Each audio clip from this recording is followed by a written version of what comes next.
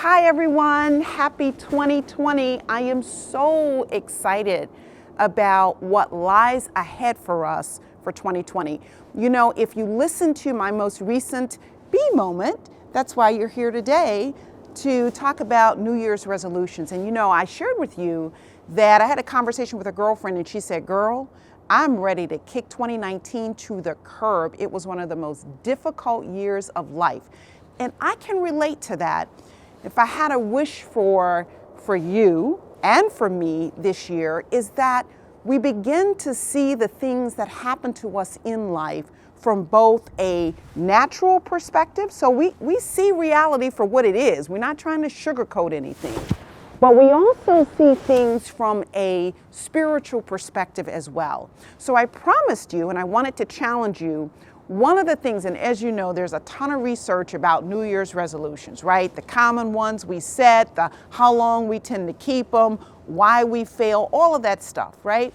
But today, I want to share with you the three most common, which you may already know, resolutions people set, and I want to help you set the spiritual counterpart to those resolutions. So for example, number one, what do you guess? It's losing weight. Hence, I'm on my way to the kickboxing gym to lose some of this middle. And you know what I just realized? I'm wearing my husband's jacket too. But anyway, so he'll find out when he sees this video. But nonetheless, so that's number one. Number two is to improve our relationship to our finances, whether it's saving more, decreasing debt, whatever that looks like. And the third is to learn something new. Now that was interesting. So I think what's important is when I set my goal to shed a few pounds, I also, from a spiritual perspective, I want to shed those things that tend to weigh me down, both emotionally and mentally and spiritually, right? So, and I could give you a list as long as my arm of what are some of those things sometimes that I can just feel so overwhelmed by.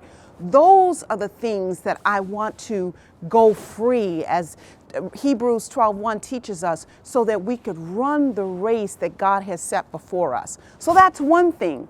In terms of the debt, you're like me too. I want to save more. I want to get out of debt. But the energy for me that does that is a spirit of gratitude, being grateful for the things that I have, using my current resources, and of course, standing in my truth by living in my means. That is so important. And I'm going to tell you something, that is something that I have not always gotten right.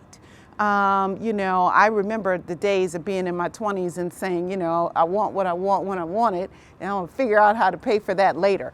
But, you know, we continue to grow and evolve spiritually, and so we know better than that. At least I hope we know better than that today. And then finally is that third piece. And, you know, I don't know if you're like me, but I have taken on things and I've started and I've stopped. I've said that I wanted to learn something new, and then the moment the newness of that something wears off, I am on to the next.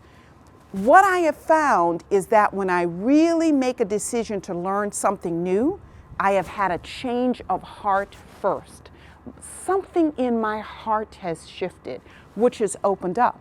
So from a spiritual perspective, I'm not only saying, Lord, let me learn something new, but give me the heart to learn something new. So as a quick recap, if one of your resolutions is to lose weight and to shed those pounds, I also want you to shed those things that tend to weigh you down.